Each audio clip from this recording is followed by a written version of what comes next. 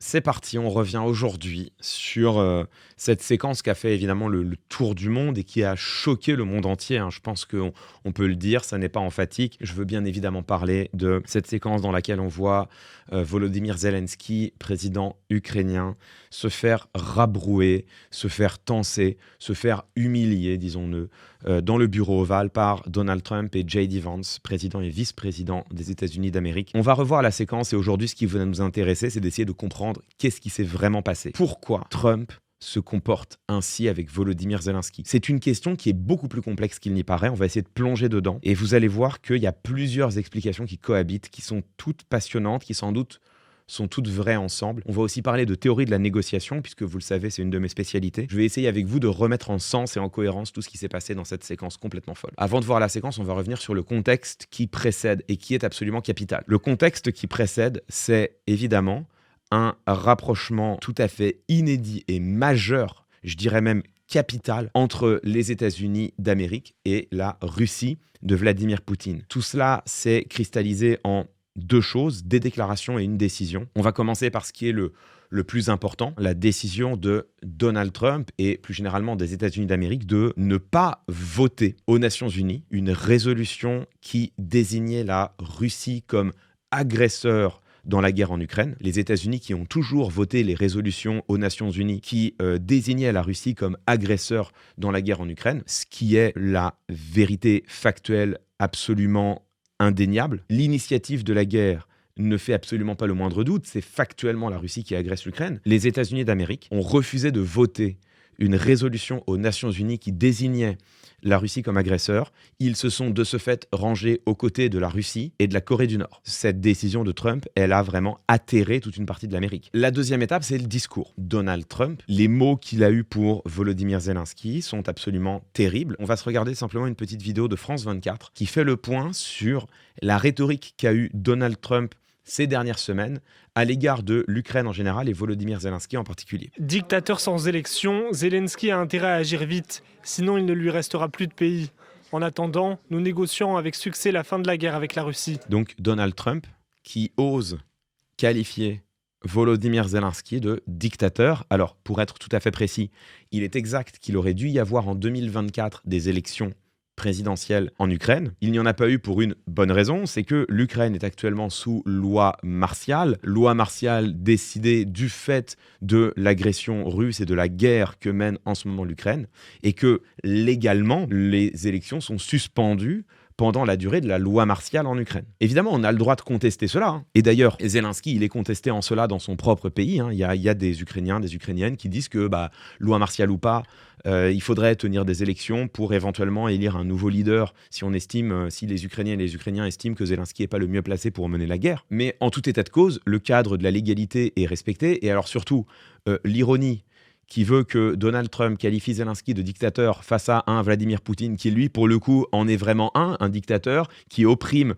les partis politiques opposés, qui assassine ses opposants, qui les assassine en prison, qui les assassine à l'étranger en utilisant des agents neurotoxiques. La Russie, pays dans lequel il n'y a pas de pluralisme, la presse n'est pas libre. S'il y en a un des deux qui ressemble à un dictateur, c'est pas Zelensky. Là, on est vraiment en pleine post-vérité. C'est-à-dire ce que dit Donald Trump, c'est vraiment le contraire de ce qui est. Vous allez voir qu'il ne s'est pas arrêté là. La veille, il accusait l'Ukraine d'être à l'origine de la guerre. Vous auriez dû mettre un terme à la guerre il y a 3 ans, vous n'auriez pas dû la déclencher. C'est évidemment la Russie qui a commencé la guerre. Elle ne l'a même pas commencé en 2022. Elle l'a en réalité commencé en 2014 avec l'annexion de la Crimée. C'est la Russie qui est la puissance agresseur en l'occurrence. C'est elle qui est rentrée sur le territoire ukrainien. On y est, on est en plein langage orwellien, hein. La guerre, c'est la paix. La liberté, c'est l'esclavage. L'ignorance, c'est la force. On est en plein dedans. Vous l'avez entendu, véritable mise sous pression de l'Ukraine par les États-Unis pour contraindre Volodymyr Zelensky à aller chercher un accord avec la Russie. Alors, quel intérêt les États-Unis ont-ils là-dedans? Il y a un intérêt, aux surprises, minier et énergétique. Dans le sous-sol ukrainien, on a non seulement des terres rares, donc ces matériaux présents en très petite quantité, qui sont difficiles à extraire, du moins il faut extraire des quantités énormes de terre pour pouvoir les raffiner, et qui sont aujourd'hui produits avant tout par la Chine, en tout cas minés avant tout par la Chine. Donc là, il y a des enjeux stratégiques. Et puis, en effet, il y a aussi des métaux critiques, notamment le lithium, le cobalt et le manganèse. Un émissaire de Donald Trump s'est rendu, il y a 2 semaines maintenant, en Ukraine pour présenter un deal à Volodymyr Zelensky. Un deal disant concrètement, nous autres États-Uniens, nous restons aux côtés de l'Ukraine, nous continuons tant que c'est nécessaire à soutenir votre effort de guerre. En échange, vous nous donnez une part majeure des ressources qui sont cachées dans votre sous-sol. Le deal était inacceptable parce qu'il y avait pas de garantie de sécurité claire. Et à long terme, on va faciliter les discussions avec la Russie de Vladimir Poutine. Évidemment, si c'est pour que derrière les États-Unis fassent pression sur l'Ukraine, pour que l'Ukraine accepte un accord de paix avec la Russie, au terme de laquelle l'Ukraine perdrait 20% de ses territoires, bon, voilà l'accord, tu vois. C'était ni plus ni moins que du racket. Volodymyr Zelensky refuse. Deuxième round de négociation, il y a un deuxième deal qui est sur la table. Un deal qui est insatisfaisant pour tout le monde. Le deal parle de réserver 50% des ressources minières ukrainiennes dans un fonds indépendant. Ce fonds dont les bénéfices seraient partagés entre les États-Unis et l'Ukraine. La clé de répartition n'était pas claire. Grosso modo, le deal, c'était 50% des ressources, c'est pour l'Ukraine, 50% ça va dans un fonds. Et ce fonds, il est au bénéfice de l'Ukraine et des États-Unis avec une clé de répartition qui restait, je crois, à négocier. Pour les États-Unis, c'était moyennement satisfaisant parce qu'ils ne savaient pas exactement ce qu'ils gagnaient. Mais pour l'Ukraine, c'était pas du tout satisfaisant parce que l'accord ne comprenait pas pour l'Ukraine de garantie militaire officielle. Quand Volodymyr Zelensky se rend aux États-Unis, il se rend aux États-Unis pour signer le deal et éventuellement le renégocier. L'objectif de Zelensky, c'est d'obtenir que dans le deal, Trump accepte d'inscrire une ligne garantissant la sécurité des Ukrainiens. On est vraiment, et c'est important, dans ce qu'on appelle, dans le jargon, un round de négociation. Ça va être intéressant d'étudier ce qui s'est passé au prisme de la théorie de la négociation. Dernier élément quand même, avant d'avancer, parce qu'il n'est pas piqué des hannetons, regardez ce qui se passe quand on demande à Donald Trump si Vladimir Poutine est un dictateur. Vous allez voir, alors ça c'est sympathique. Bon, la question qu'on lui a posée, c'est vous avez qualifié Zelensky de dictateur, est-ce que vous utiliseriez le même terme concernant Vladimir Poutine?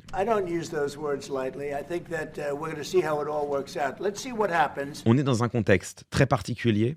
Volodymyr Zelensky vient dialoguer avec un homme qu'il a qualifié de dictateur, qui a prétendu de manière totalement contrefactuelle, dans un élan de post-vérité hallucinante, un homme qui a prétendu que c'est l'Ukraine qui avait initié la guerre, un homme qui en parallèle refuse de qualifier Poutine de dictateur, non, ça non. Mais en même temps, il vient rencontrer un homme avec lequel il est en train de négocier un deal pour garantir sa propre sécurité. Donc ce que vous allez voir, c'est à la fois la rencontre entre deux chefs d'État, dont l'un a d'ores et déjà insulté l'autre par voie de presse interposée, mais c'est aussi la rencontre entre deux négociateurs qui sont en cours de négociation d'un deal qui pourrait se révéler tout à la fois juteux pour les États-Unis, dégueulasse par ailleurs, c'est vraiment du racket, et qui par ailleurs possède un caractère absolument vital pour l'autre, c'est-à-dire pour l'Ukraine. Et dans ce cadre, voilà ce qui se passe. Là, on a déjà eu 40 minutes de discussion dans lesquelles Volodymyr Zelensky a fait valoir ses arguments et en face, Donald Trump ne cesse de répondre « Non, mais il faut faire la paix, il faut aller vite vers la paix, vous avez perdu beaucoup de vies. » Et là, vous allez voir que tout va dérailler au moment où c'est J.D. Vance, le vice-président, qui intervient. For 4 years in the United States of America, we had a president who stood up at press conferences and talked tough about Vladimir Putin, and then Putin invaded Ukraine and destroyed a significant chunk of the country. Notez que maintenant, c'est J.D. Vance qui admet que c'est bien Poutine qui a envahi l'Ukraine, mais qu'est-ce que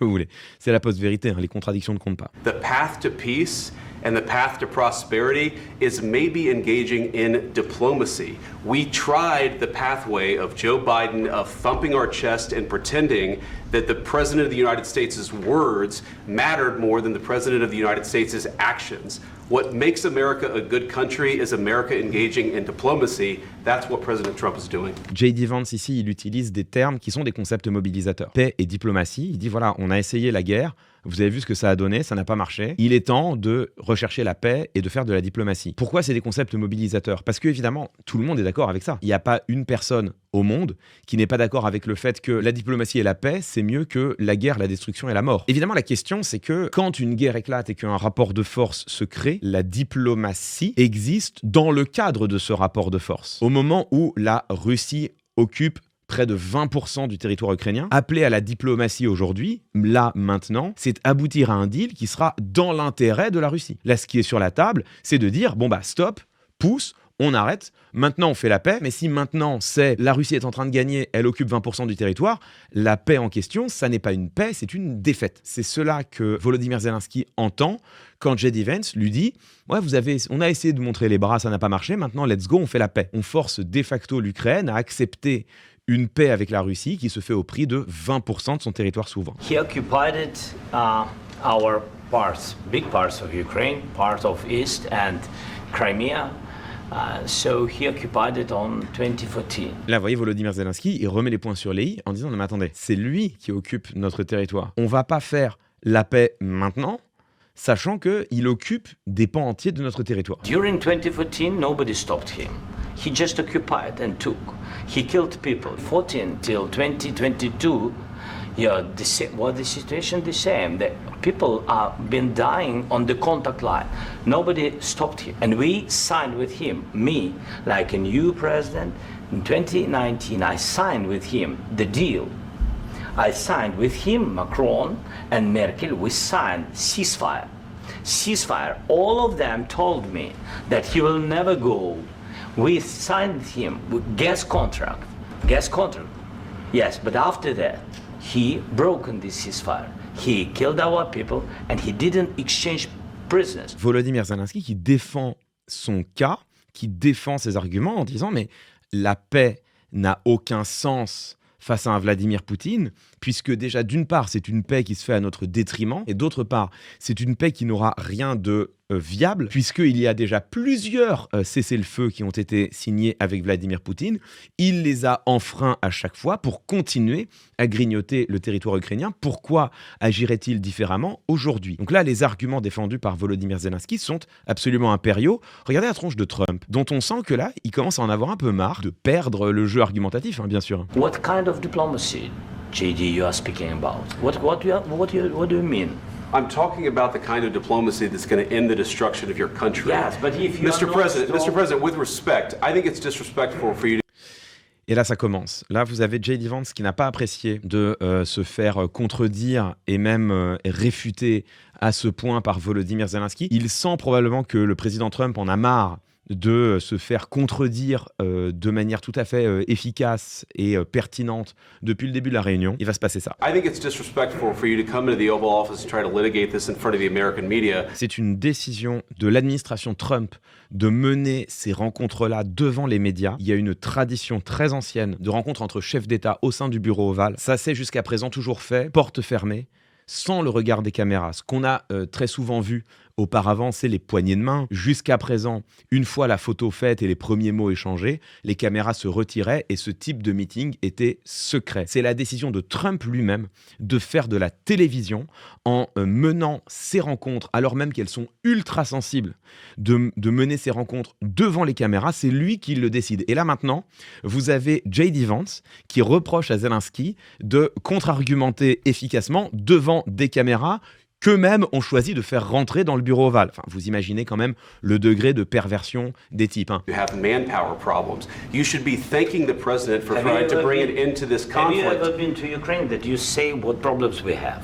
I have been to. Come once. I've actually watched and seen the stories, and I know what happens is you bring them on a propaganda tour, Mr. President. Bon bah le bully quoi. Enfin, il a quand même quelqu'un qui lui dit mais vous êtes venu en Ukraine pour savoir les problèmes qu'on a et comment ça se passe. Oh j'ai vu les vidéos, j'ai entendu les témoignages et je sais que vous dites n'importe quoi. Bon. Do you disagree that you've had problems? Bringing people into your military? And do you think that it's respectful to come to the Oval Office of the United States of America and attack the administration that is trying to prevent the destruction of your country? A lot of questions. Let's start from the beginning. Sure. First of all, during the war, everybody has problems. Déjà, ce qui vient de se passer, c'est tout à fait inédit dans l'histoire des rencontres au sein du bureau ovale. La rencontre, c'est ce que vous voyez à l'écran là, c'est une rencontre entre le président des États-Unis et le chef d'État reçu. Normalement, le vice-président, il n'a rien à faire dans cette rencontre, il n'a rien à faire dans ces échanges. Qu'il se permette comme cela de rentrer et de prendre le relais de Donald Trump, c'est tout à fait inédit. Et Volodymyr Zelensky, à ce moment, comprend que la configuration est en train de changer. Là, maintenant, ça va être du 2 contre 1. Mais pour l'instant, c'est du 2 contre 1 avec un bulldog et un Trump qui reste depuis le début pas tant agressif que cela. Donc, Volodymyr Zelensky va tenter de répondre rationnellement aux accusations totalement folles et ultra agressives portées par J.D. Vance. Even you, but you have nice ocean and don't feel now, but you will feel it in the future. God bless. You don't know that. God bless. Donc là, c'est un argument qui est tout à fait vrai, qui consiste à dire, oui, aujourd'hui, vous êtes protégé par 2 océans. Bien sûr, laissez Vladimir Poutine gagner de l'influence, de la puissance, et vous finirez par en ressentir les échos. Et là, Donald Trump, voyant que J.D. Vance a lancé les hostilités, va rentrer dans la bataille, et là, c'est terrible. You don't God know bless. that. You will not have a war. Don't tell us what we're going to feel. We're trying to solve a problem. Don't tell us what we're going to feel. I'm not telling you. Because I'm you're in no answering on this position to question. dictate that. That's exactly Remember what this. you're doing. I'm not You're in dictating. no position to dictate what we're going to feel. You We're will- going to feel very you will good. feel influence. We're going to feel very I'm good and telling very you, strong. You will feel influence. You're right now not in a very good position. I You will don't say have the that. cards right now.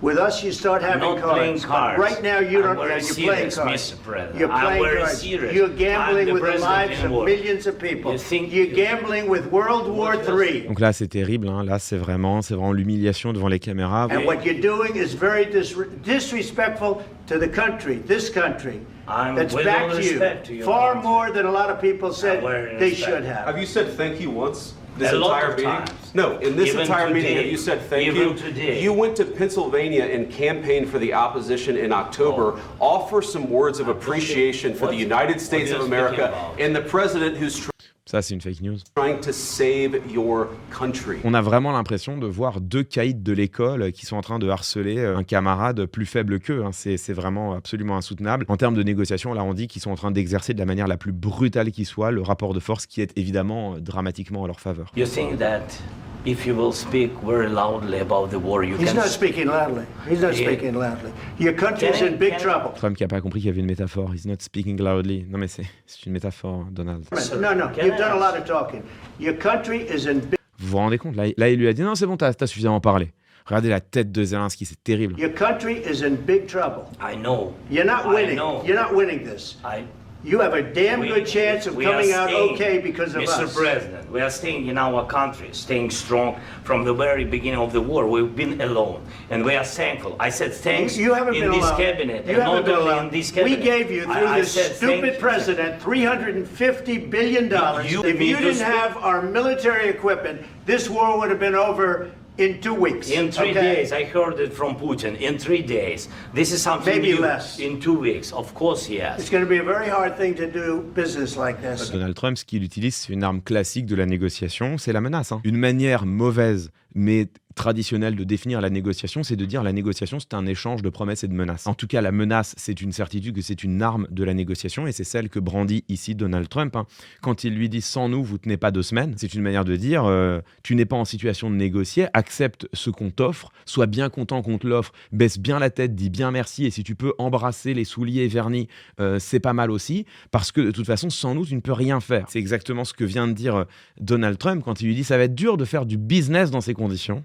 C'est une manière de dire continue de faire valoir tes arguments, continue de défendre tes intérêts, et nous, on claque la porte. Nous, on s'en va, et si nous, on s'en va, toi, t'es mort. Dans la cour de récré, ça s'appelle du racket. Dans les affaires, ça s'appelle des négociations brutales. Et ici, vous le voyez au visage de Zelensky, ça s'appelle une nation dont l'avenir se joue en apparence sur la signature d'un deal pour concéder les ressources de son sous-sol. You have to be thankful. You don't have the I'm cards. thankful. You're buried there. Your people are dying. tell you You're again, running I low know. on soldiers. Don't- Listen, don't please, you're running Mr. low on President. soldiers. It would be a damn good thing. Mr. And then President. you tell us, I don't want a ceasefire. I don't want a ceasefire. I want to go and I want this. Look, if you could get a ceasefire right now, I tell you, you take it so the bullets stop flying and your men stop course, getting killed. Donc là, on est encore dans cette rhétorique de la paix. Dans le cadre d'un conflit armé qui a déjà été engagé, la paix ne fait rien d'autre que sceller le rapport de force tel qu'il est à un instant T. Dire à Volodymyr Zelensky, mais s'il y a un cessez-le-feu, vous allez accepter de toute façon pour que vos hommes arrêtent de mourir et que les balles arrêtent de voler. Évidemment que non. Évidemment que là, l'objectif aujourd'hui de Volodymyr Zelensky, c'est surtout pas d'accepter un cessez-le-feu et une paix maintenant, puisque précisément, cette paix ne pourra se faire qu'à son détriment, puisque Aujourd'hui, le rapport de force est en faveur de Vladimir Poutine. 20% du territoire ukrainien est occupé et la paix aujourd'hui ne pourra se faire qu'au prix de l'annexion d'une partie des territoires ukrainiens. Ce que demande Volodymyr Zelensky, c'est deux choses.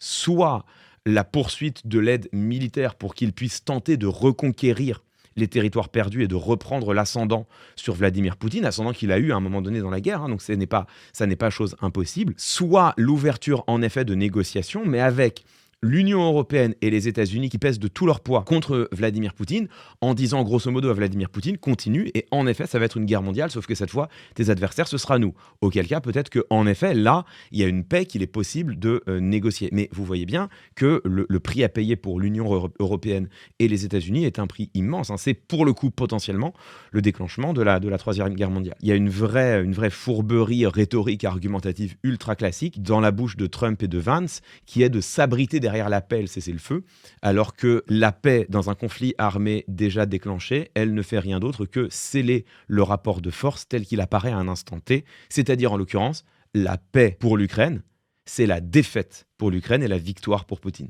One more question to Mr. Vice President. I'm sorry. It's going to be a tough deal to make because the attitudes have to change. Trump continue de parler de tough deal. Donc Trump, lui, dans son esprit, il est encore en négociation. What if Russia breaks ceasefire? What if Russia breaks peace talks? What do you do then?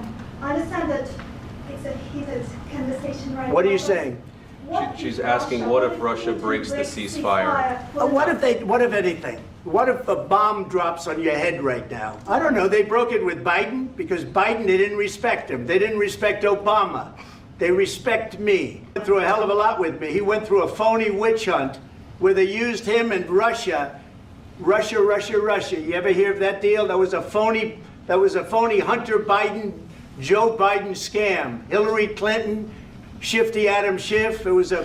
Là, il est juste en train de faire du name dropping. Là, il y a plus de cohérence. Là, c'est que de la fake news. Là, il est juste en train de conspuer ses adversaires comme il le fait toujours. He might have broken deals with Obama and Bush, and he might have broken them with Biden. He did, maybe he didn't. I don't know what happened. Il est en train de discuter de la paix en Ukraine avec le président ukrainien et il admet lui-même qu'il connaît rien à la guerre en Ukraine. He wants to make a deal. I don't know if you can make a deal. The problem is, I've empowered you to be a tough guy. And I don't think you'd be a tough guy without the United States. And your people are very brave.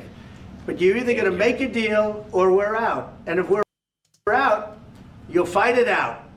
I don't think it's going to be pretty. Là, on est vraiment dans l'exercice le plus brutal qui soit du rapport de force. On verra comment conceptualiser tout ça en négociation. Mais là, vous avez Donald Trump qui, après avoir humilié son interlocuteur, pose sur la table sa position de négociation. Écoute, c'est simple, c'est soit le deal qu'on veut maintenant, soit tu dégages et débrouille-toi. Et ça, c'est littéralement une position de négociation. Donc tout ce que vous avez vu, c'est pas simplement Donald Trump qui humilie Volodymyr Zelensky, c'est pas simplement Donald Trump qui s'aligne de lui-même derrière Vladimir Poutine, c'est aussi ça. On va en parler après. Mais tout ce que vous avez vu jusqu'à présent, c'est aussi un acte volontaire, conscient, dans une négociation qui se déroule au moment où on parle depuis plusieurs jours et même plus d'une semaine. I think we've seen enough. What do you think? This is going to be great television, I will say that. Tout ceci a été une embuscade. Est-ce que ça a été prémédité? Est-ce qu'ils ont élaboré toute cette séquence comme une embuscade pour prendre Zelensky en tenaille et l'humilier devant les caméras en faisant pression sur lui comme un citron pour obtenir ce qu'ils veulent du deal?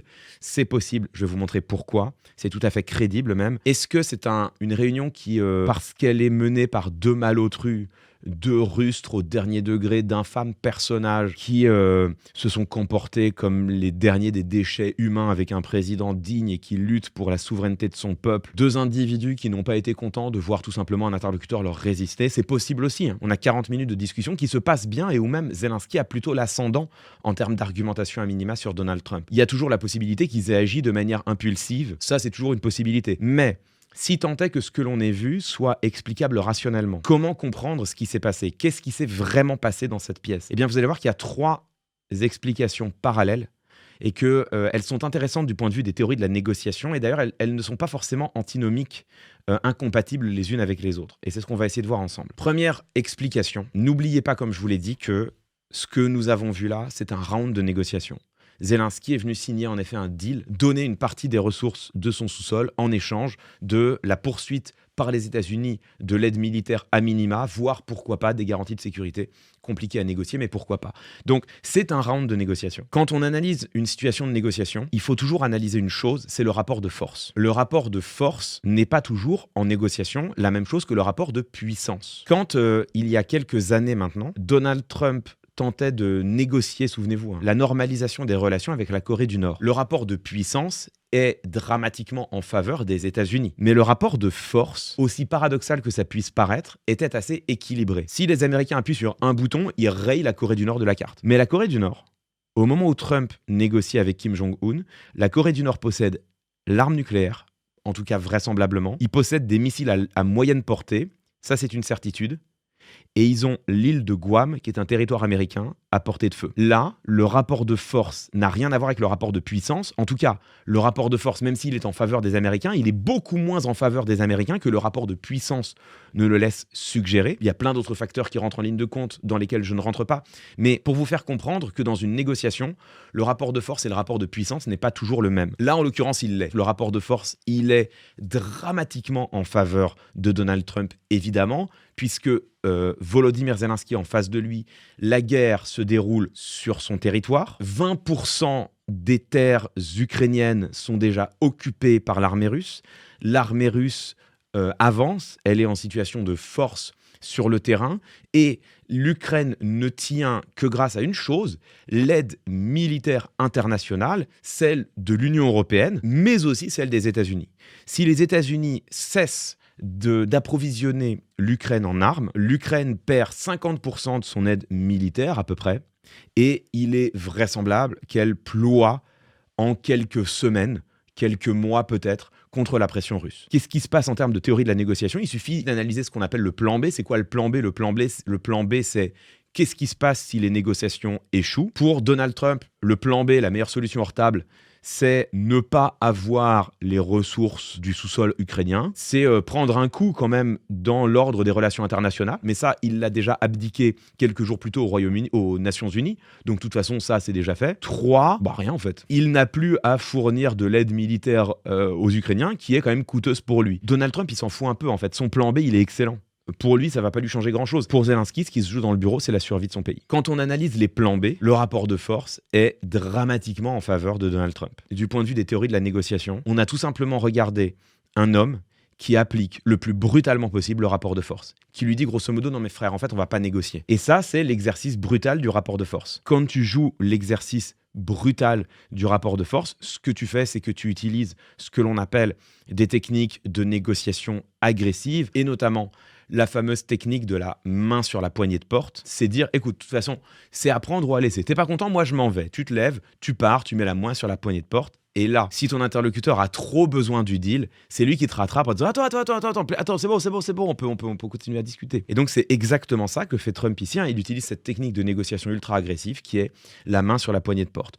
Il n'utilise pas que cela. Là, on a une vraie tentative aussi de prise de pouvoir psychologique. Là, ce qu'on voit, c'est vraiment la volonté de rudoyer l'interlocuteur, de le secouer comme un pommier, de l'agresser, de l'insulter, de l'humilier même, de manière à affaiblir ses défenses psychologiques en espérant qu'il finisse par accepter tout et n'importe quoi, signer le premier deal qui vient, tant que ça lui permet de s'extraire d'une situation insupportable. Ça, c'est des techniques qui existent en négociation, qui sont dégueulasses, qui sont ultra agressives. Le prix de la négociation agressive, tel qu'utilise Donald Trump, le prix est le suivant, c'est que tu échanges de la valeur contre une mise sous tension des relations avec l'interlocuteur. Tu gagnes de la valeur, mais tu perds de la relation. Dans l'immense majorité des cas, et pour l'immense majorité des individus, la relation est plus précieuse que la valeur que tu négocies à la table. Ce qu'on enseigne aujourd'hui, c'est ce qu'on appelle la méthode de négociation issue de Harvard, élaborée à Harvard. La méthode de Harvard prône précisément la collaboration, prône de soigner la relation et la réputation plus que la valeur que tu retires d'une négociation ponctuelle, pour une raison assez simple. Pas pour des raisons bisounours de « c'est bien d'être gentil », mais simplement parce que, d'une manière générale, tu as toujours plus à gagner sur le long terme d'une bonne relation à l'autre et d'une bonne réputation auprès de tous les autres. Tu as plus à gagner sur le long terme que ce que tu peux retirer à court terme de la table de négociation. Là, ce que fait Trump, c'est qu'il utilise une méthode de négociation brutale et agressive qui va lui permettre peut-être de récupérer le plus possible à la table des négociations aujourd'hui. Donc en l'occurrence, ce qui est sur la table des négociations, c'est le sous-sol ukrainien, au prix, et c'est déjà le cas, vous l'avez vu, d'une relation ultra tendue avec son interlocuteur et d'une réputation désormais déplorable à l'international. Est-ce que c'est ce pari-là que fait Trump ? C'est possible. Je sais que c'est possible parce que je me suis tapé hier ceci.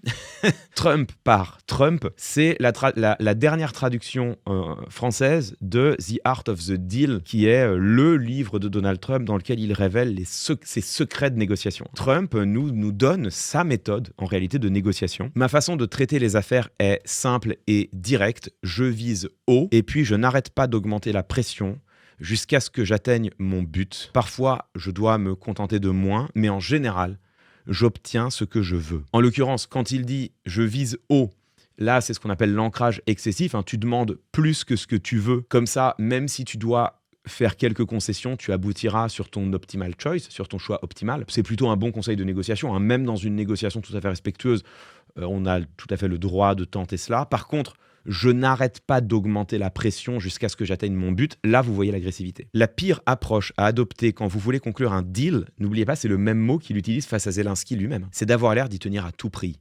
Votre interlocuteur sent alors qu'il vous tient et vous êtes mort. La meilleure façon de s'y prendre est d'être en position de force. Et un levier est la meilleure force dont vous puissiez disposer. C'est exactement ce que Trump a utilisé pendant la rencontre. Posséder un levier, c'est avoir quelque chose que l'autre veut, ou mieux encore, quelque chose dont il a besoin, ou, idéalement, quelque chose dont il ne peut se passer. C'est exactement la situation dans laquelle est Trump aujourd'hui face à Zelensky. Quand vous combinez ce passage avec le passage précédent dans lequel il explique qu'il fait monter la pression jusqu'à obtenir ce qu'il veut, vous avez ni plus ni moins que exactement la scène qu'on a observée dans le bureau ovale. En tout cas, on peut émettre une première analyse qui consiste à dire la chose suivante. Il est tout à fait crédible que Donald Trump et J.D. Vance aient tendu une embuscade à Volodymyr Zelensky, qu'ils aient sciemment organisé cette rencontre devant les caméras avec la volonté consciente de l'humilier, le tout pour faire valoir le rapport de force qui est en leur faveur de la manière la plus brutale qui soit, afin, sans doute, derrière, d'obtenir le deal le plus avantageux pour les États-Unis avec l'Ukraine en ce qui concerne la répartition de leurs richesses minières. Est-ce que c'est si simple que ça ? Pas du tout. Est-ce que c'est en partie ce qui s'est passé ? Peut-être. Zelensky, il a été littéralement jeté en dehors de la Maison-Blanche. Il devait y avoir une conférence de presse conjointe, elle n'a pas eu lieu, et il se tourne derrière vers les États européens pour tenter de nouer un nouveau système d'alliance et d'espérer qu'un surcroît d'aide militaire européenne puisse éventuellement compenser la perte de l'aide militaire américaine. Donc, est-ce que ça a marché ? Réponse de toute évidence non. Est-ce que ça aurait pu marcher ? Peut-être. C'était peut-être pas complètement irréaliste ou illusoire de la part de Trump d'espérer que Volodymyr Zelensky revienne en suppliant de signer un papier, fût-il encore moins favorable à l'Ukraine, fût-il même peut-être le premier papier qu'il avait refusé. C'est possible que Trump espérait cela. C'est possible que tout ce que l'on ait vu là devant nos yeux, ce soit un épisode brutal de négociation. Évidemment, ça n'est pas que cela. Et il faut quand même essayer d'analyser un peu plus largement ce qui est en train de se passer et qui est absolument dramatique. En tout cas, qui est majeur dans l'ordre des relations internationales. Ce que l'on observe en ce moment, c'est un réalignement complet des alliances internationales avec, et c'est inédit, les États-Unis qui s'alignent derrière la Russie de Vladimir Poutine contre l'Ukraine et contre les États d'Europe. Et ça, en fait, c'est quelque chose d'absolument majeur. Et ça va bien au-delà de la seule négociation, bien sûr, autour du minerai ukrainien et autour même de la paix en Ukraine. Il y a une vidéo qui est intéressante qui a été publiée par MSNBC. C'était avant même la scène dans le bureau ovale dont on parle. Et vous voyez ici Rachel Maddow, qui est une journaliste de MSNBC, qui analyse les décisions prises depuis le début de son second mandat par Donald Trump vis-à-vis de la Russie et de Vladimir Poutine. Elle fait une première remarque, vous allez voir. Quand on demande à Donald Trump s'il dialogue avec Vladimir Poutine, sa réponse, elle est étonnamment ambiguë. Have you talked to President Putin? No, I have not. You haven't talked to President Putin No, I have since not. you've been You elected? mean, well, I don't want to say that, but I haven't spoken to him recently. So you've spoken to President Putin since you've I been don't want to elected? say that. I don't want to say anything about that. So you've already spoken to Vladimir Putin I don't want to since... say that. À chaque fois qu'on a demandé à Trump s'il avait parlé avec Poutine, la réponse est non, mais moi je veux pas répondre à cette question. Là, Donald Trump, il pourrait tout à fait dire, bah écoutez, oui, bien sûr, j'ai dialogué avec Vladimir Poutine, j'essaye de nouer la paix. La moindre des choses, c'est de dialoguer avec les deux parties. Il pourrait dire oui. Rachel Maddow, dans la suite de cette vidéo que je vous résume, montre que l'administration Trump a pris en réalité de multiples décisions qui sont dans l'intérêt direct de la Russie, et notamment dans les programmes qui ont été privés de crédit, coupés de crédit, dans les programmes qui ont été littéralement terminés, supprimés par l'administration Trump et Musk. Il y a, aux surprises, la suppression de plusieurs groupements qui étaient chargés de lutter contre les intérêts russes aux États-Unis. Mais le fait est que Rachel Maddow montre qu'il y a de très nombreuses décisions qui montrent que, en réalité, Donald Trump agit dans l'intérêt direct de la Russie, de Vladimir Poutine. Et évidemment, parmi ces éléments, certains des plus majeurs sont le fait que, ils reprennent littéralement la rhétorique de Poutine à l'égard de Zelensky, en disant de lui qu'il est un dictateur et que c'est lui qui a commencé l'agression. Ça, c'est littéralement la rhétorique de Poutine, complètement fausse, complètement contrefactuelle, mais néanmoins, c'est la rhétorique de Poutine. Et par ailleurs, et comme je vous l'ai dit, l'élément capital dans tout le dossier, c'est le fait que aujourd'hui, aux Nations Unies, c'est-à-dire directement à l'ONU, les États-Unis s'alignent aux côtés de Poutine et accessoirement de la Corée du Nord contre l'Ukraine et les États-nations du monde qui veulent voir tout simplement respecter sur ce dossier le droit international. Ce qu'on est en train de voir, c'est un réalignement stratégique des États-Unis aux côtés de la Russie. La vraie question, c'est pourquoi ? Il y a deux réponses à cela, et c'est là où ça devient fascinant. La première réponse, qui est apportée par une grande partie des spécialistes en géostratégie, c'est de dire que Donald Trump serait en train, en ce moment, de jouer l'alliance avec la Russie pour affaiblir la Chine, en espérant ainsi avoir un allié de poids demain si un antagonisme, qu'il soit économique ou même militaire, devait avoir lieu avec la superpuissance chinoise. Je suis tombé sur ce papier que je lisais ce matin dans Le Monde, comment la Russie a créé une économie parallèle pour contourner les sanctions occidentales, où on apprend que concrètement aujourd'hui les sanctions n'ont absolument plus aucun effet, en tout cas les sanctions bancaires n'ont plus aucun effet sur la Russie, qui a mis en place tout un circuit bancaire parallèle pour continuer de commercer, notamment avec la Chine, justement, vous allez voir. Le cas de la Chine, trouble mais stratégique allié de la Russie depuis 3 ans, révèle l'ampleur des circuits qui, gérés par de nombreux opérateurs, font preuve d'une grande capacité d'adaptation.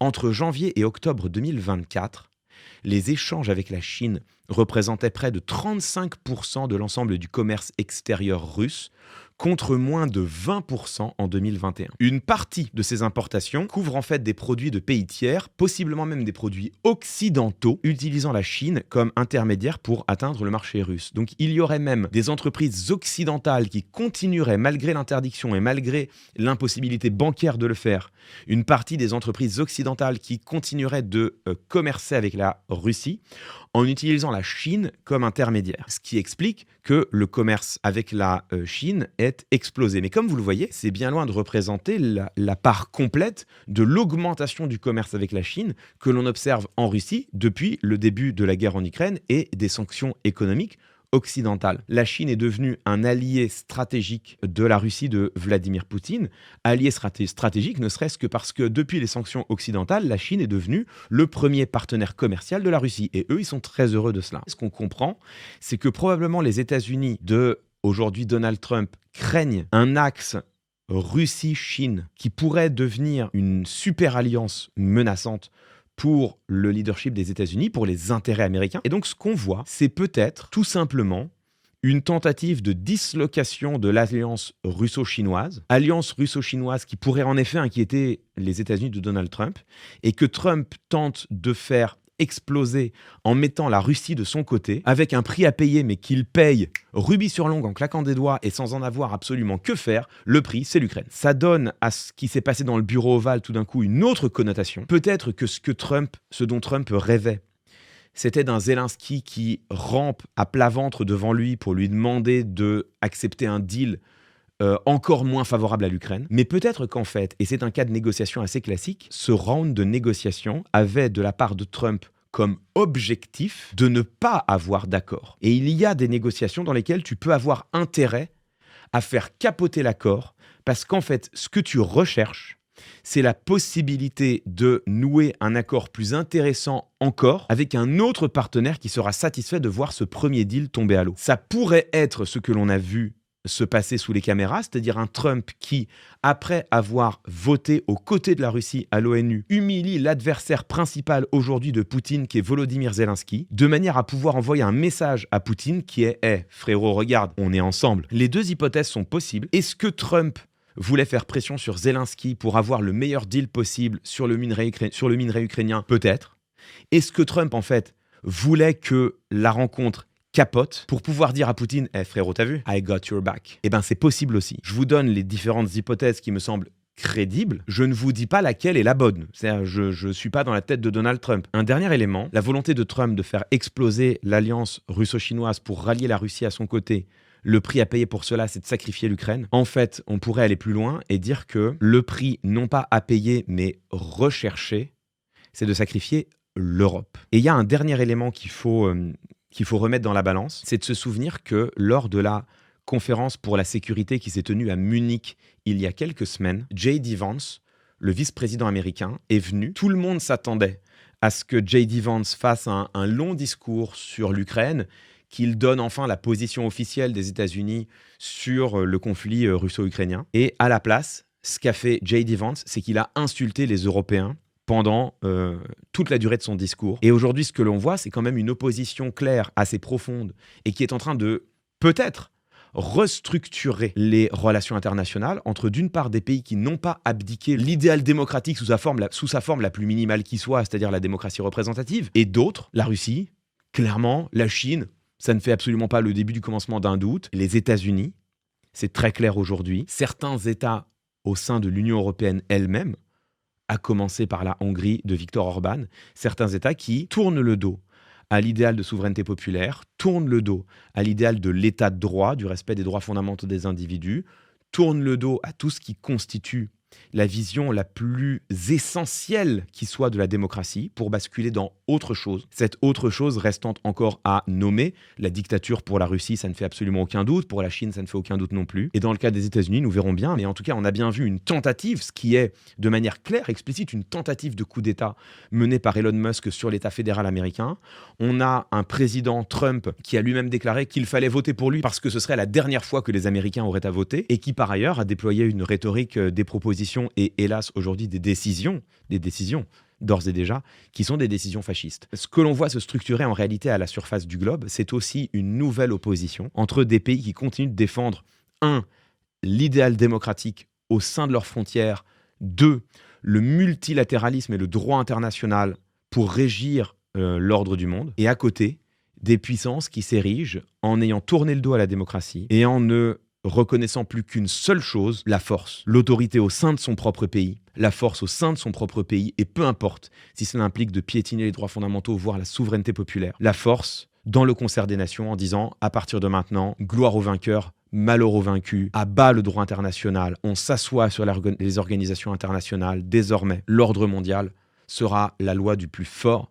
Et ça tombe bien puisque les plus forts, ce sont nous. Débrouillez-vous avec ça. Et vous voyez, c'est tout cela que l'on voit dans cette séquence. Ce qui s'est passé dans ce bureau ovale, c'est d'une part une séquence de négociations dégueulasse, et je pense que c'était sans doute aussi cela, entre Trump et Zelensky, bien sûr. C'est aussi peut-être un message envoyé à Vladimir Poutine dans une tentative de reconstitution des alliances pour mettre de son côté la Russie de Poutine dans l'anticipation d'un conflit à venir avec la Chine. Mais c'est peut-être même encore plus fondamentalement que ça, un message envoyé au monde entier disant: l'ordre ancien est terminé, le multilatéralisme c'est fini, le droit international n'y comptait plus. Seul règne désormais la loi de la force à l'intérieur de ses frontières, la force à l'extérieur de ses frontières. Quant aux autres, et à commencer par les États d'Europe qui continuent de se bercer de fables, de belles histoires telles que la démocratie, la souveraineté populaire, l'état de droit et encore pire, le droit international, le respect d'un ordre international fondé sur la collaboration et le multilatéralisme. Vous qui vous bercez de belles histoires, préparez-vous,